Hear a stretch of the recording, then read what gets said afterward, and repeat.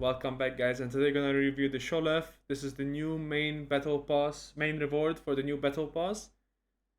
And I have some mixed feelings about this thing, honestly. Let's jump into it. So, it is for Israel, rank 4, 7.3. It's a talisman vehicle. It has a abysmal rotational speed and vertical guidance. It has an 11.9 second reload rate. It has an auto-loading system.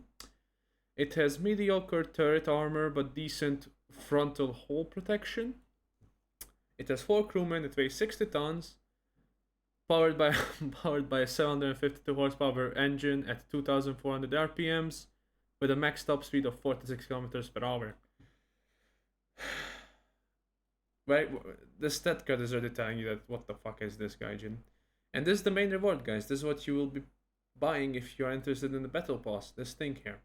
So let's jump into it, shall we? Let's start with the modifications. Oh yeah, I forgot. It's the most fucking boring thing ever.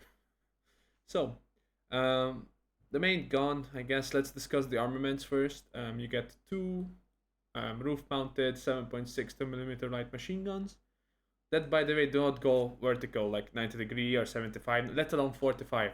They go like 15 degrees. So you can't even shoot something slightly above you. I'll show you in the test drive how pathetic these machine guns are. So you cannot defend yourself against light vehicles, against helicopters, low-flying planes, or even drones. There's nothing you can do when it comes to air besides use your main gun and hope that they just find a straight path and magic happens.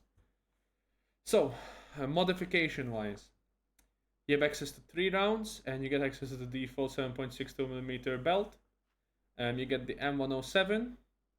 The M401 PF, it's an HEVT, and you get the M104. Difference between the M107 and M104, just bigger TNT charge. So just if you want to do more boom boom, you go for this and you leave this behind in the dust and never use it ever. These would be your 2 primary rounds. Modification wise, you have the bare minimum really. So far there's no laser, no thermals, nor night vision, and you also have access to 1 optic that has the worst fucking zoom effect ever. The gunner optic with 4x and 19 FOV. So yeah, amazing magnification. The FOV is decent, 19 degrees, so that's something at least. But yeah, that 4x sucks. And no commander, so it's all up to the gunner. And then you have driver's view. Let's a minute ago talk about that. Now, modification wise, again, like I discussed before, you just have these decent rounds for SPG, don't get me wrong. But the engine sucks, gear sucks. 4 crewmen, hey, you don't have a million dudes in here. And the auto-loading system isn't even fully loaded, because you still have a loader that drastically reduces this if it gets killed, and you get replaced by one of the other crewmen, so you don't even get to keep the 7.9 second reload rate. This can increase to 14, 15, depends whatever Gaijin decides to do when the loader dies. Now, the auto-loading system only loads the warhead, so the charges are loaded by the loader. Great. Great. I mean, this is typical of most SPGs. At least the warhead doesn't have to be loaded. The heavy part is loaded. Now, you'll notice that there's 2 circular auto-loading carriages, I think they're called. Only one of them gets utilized when it comes to rounds. If you take less than, you don't really need to take more than 60. Like, honestly, I think 25 is fine. If you take 25 rounds, you won't even fill up this circle fully. There'll still be a couple spaces for more rounds. So you only use this auto-loading system. So this part here is going to be empty. I might say, well, this is a big weakness, Adrian. Here you can shoot here and you have this backup charge here and the auto-loading ammo. No. This side of the tank, so from here to here, is just the loader. That's the only thing you get, and maybe the auto-loading system if you're lucky. But yeah, so here you do not shoot here. On the whole, again, do not shoot the driver. You're not going to do anything past the driver. You might either disable the transmission, set this fuel tank on fire, bust the engine, or kill the driver. That's all you can do.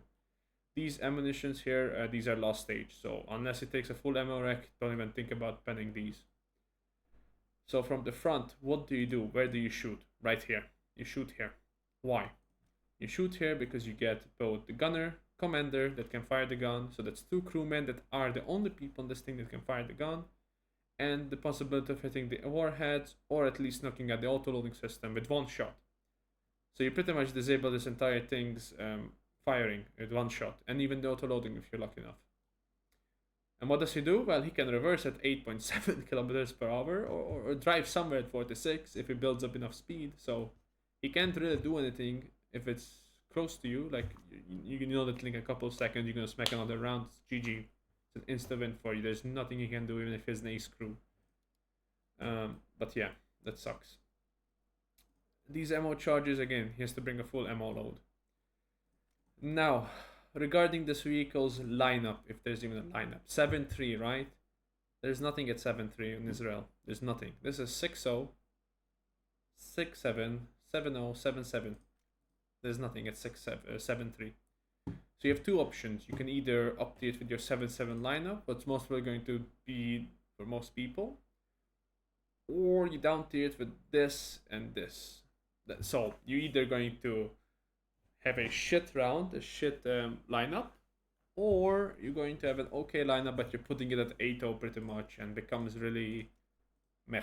But in SPG, I guess you don't have to worry about panning. It's all about over pressuring. Now, regarding this, I'm just really disappointed about this as being the main reward for the battle pass. That sucks. That really sucks. Let's try this thing here. Camouflage wise, you have the buck standard Israel camouflage. Nothing crazy here, as you can see. Only cool skin here. Now let's test drive it. So the VT rounds have a trigger radius of 3 meters, so very low. You need to be pretty much right on target, really, to do any damage. Just reduce here. Okay, so ready for these roof-mounted machine guns? They're gonna do magic, guys. 3, 2, 1. That's like a 5-degree. Oh, there you go. They managed. So, yeah. If they're on this road, they're not going to go up. But if you manage to off-center it, but that's the problem. Your gun is going to turn, and it's going to cancel them. So you really have a very small window where you can actually shoot vertically before your gun decides to go, yeah, bro, we ain't aiming up anymore. We're aiming down in 3, 2, 1. So you are very minimized on how high you can aim, unlike with Russian or Chinese or other roof-mounted guns in general. Those are your only machine guns, and these are 7.62, so if any like AA vehicle decides to show up and let's see your gun is loading or whatever, you're not gonna do any damage, as you can see. But I mean, if your main gun loads, you can do something. These rounds, again, there's not much to do. Look at this reverse.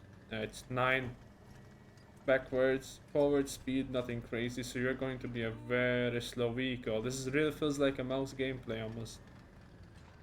But at least you managed to go above 20, so, I mean, congrats, I guess, if you go on the road. Let's just build up top speed here. In a couple seconds we'll reach top speed. Take some time. Take some time for it to reach top speed here. And in a couple seconds, here we go, top speed in 3, 2, 1. There you go. That is the fastest you'll go. 7.3 I guess is not that bad. You have a lot of modern tanks that can outspeed you, thankfully, but yeah, you are not going to be fast. Honest opinion about this battle pass in general, it's meh at best. I personally would not suggest purchasing this battle pass. There's nothing interesting in it unless you like SPGs or whatever reason you were dreaming about this thing being added. I don't know who the fuck dreams about this thing, SPGs in general being added. You don't have anything else really, no composite, no ERA, no hard kill, no soft kill, no thermals, no night vision. And let me just check. I don't think the gun is stabilized either. Just a second here. Apologies, I forgot to check. Yeah, so you have an unstabilized gun as well. And no laser rangefinder. I mean, the list goes on and on and on. So it's just a SPG. It's really, if you want to experience this thing, just play this thing and imagine you have an auto-loading system. The same exact energy, guys. At least you have a 50 cal. So you can defend yourself against low-flying planes and some light-skinned wheelie boys. But yeah, that's really it, guys. Thank you for watching and see you in the next episode of reviewing horrible Battle Pass vehicles Gaijin will release. I hope not, but yeah, we'll see what they will do after this Battle Pass. It better be good after this one because they're gonna disappoint us all if they don't do so. Thank you for watching, guys, and see you in the next one. Stay safe.